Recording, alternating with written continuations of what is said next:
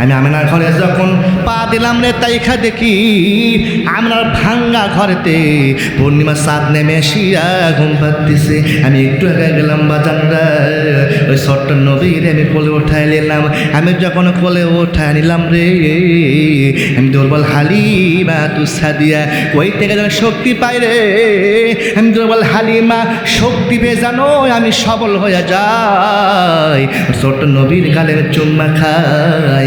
তখন নবীর দাদা আব্দুল মুত্তালিব ডাকতে বলতেছে, এ মা হালিমা, আমি তোমার সন্তানকে নিতে বলি নাই, আমি নাদিরে তো তোমাকে নিতে বলি নাই, তুমি কেন কোলে ওঠাই না রে হালিমা?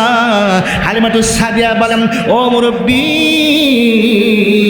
আপনার নাতি এত সুন্দর, এত সুন্দর আপনার নাতি আমার কল্পনাতেও ছিল না।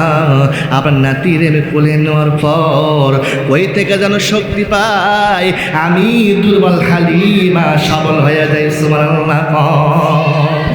বাদান হালিমা তো সাদে বলে, মুরব্বী বাবাজি, আমি আপনার নাতি রে মক্কাতে তায়েফে নিয়ে যাব। তখন নবীর দাদা মুত্তালিব বলে, মা হালিমারা, আমার নাতি রে তুমি নিয়ে যাবা, যাও মা যাও। বারে আমি একটা কথা বলি, আমি আব্দুল মুত্তালিব এই কাবা ঘরের মুতাওয়াল্লির মা, এমন কোনো বাড়ির সন্তান নাই আমি মুত্তালিব দেখি নাই রে মা। আমি গ্যারান্টি দিতে বলতে পারি, আমার নাতি মুহাম্মাদের চাইতে এত সুন্দর সন্তান আমি আর কোনো দিন দেখি না। সাদা করে কি ছোট্ট নবীরে কোলেটা নেইয়াম গাধার পাশে যাইয়া দেখে রে, গাধা এখন পর্যন্ত বালির মধ্যে মাথা দিয়া চোখের পানি ফালাইয়া কানতেছে। হালিমা তো সাদে বলে, গাধা রে মন খারাপ করিস না রে, মন খারাপ করিস না, আমি তোরে কত গালি দিলাম রে, আমি তো কত তিরস্কার করে গালি দিলাম রে। এ গাধা রে, আমি হালিমা তো সাদে বলতেছি, আমি হালিমার থেকে রে তুই গাধা, তোর দাম আমার কাছে বেশি।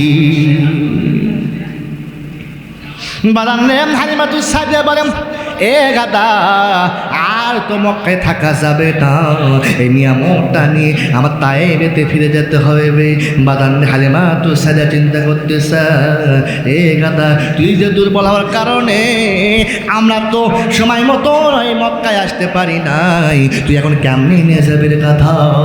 এমন সময় কি জানে গায়েব থেকে বলতেছে, হালিমা রে, তুমি যদি ওই ছোট্ট, তুমি যদি ওই দুর্বল গাধারে সবল করতে চাও, তোমার কলেজে ছোট্ট সন্তান দেখা যায়, সেই সন্তানের বাম পাটা গাদার মাথায় লাগায় দাও রে হালিমা, দেখবা সঙ্গে সঙ্গে দুর্বল গাদা সবল হয়ে দাঁড়াইবে। সুবহানাল্লাহ।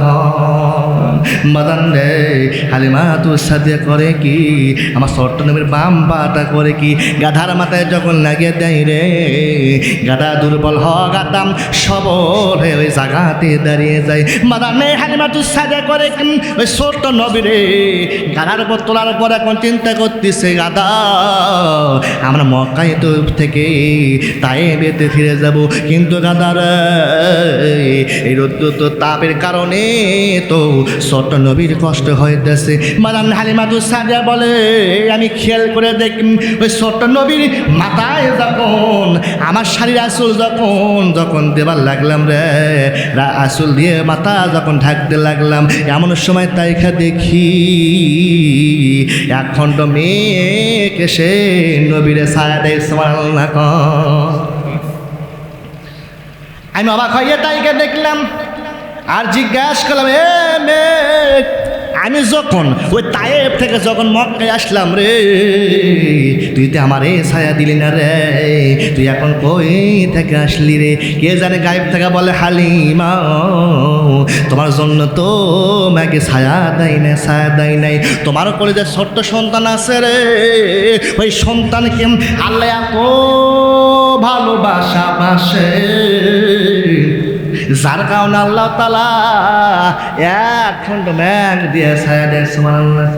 বাদাম নেই হালিমাতুস সাদিয়া আরো বলে ওই ছোট্ট নবীর কাদার উপর নইয়া আমি করে কি বাড়ি দেখি যখন ফিরে যাবার লাগি রে কে জানি কোথায় থেকে বাতাস জানে আমার গায়ে প্রবাহিত করাইতেছে। আমি বললাম কে রে বাতাস? আমি যখন তাইফ থেকে মক্কাতে যখন আসলাম রে একটা বারে জন্মেও তো তোরা কেউ গায়ে বাতাস করলি না, এখন কই থেকে আসলি জানতে চাই। কে জানে গায়েব থেকে বলে হালিমা রে তোমার জন্য তো গায়ে বাতাস বহাইতেছে না রে, ওই ছোট্ট নবীরাম কোলে লওয়ার কারণে জান্নাতুল ফিরদাউসের দরজা খুলিয়ে দে আল্লাহ, বাতাস বহাইতে সুবহানাল্লাহ।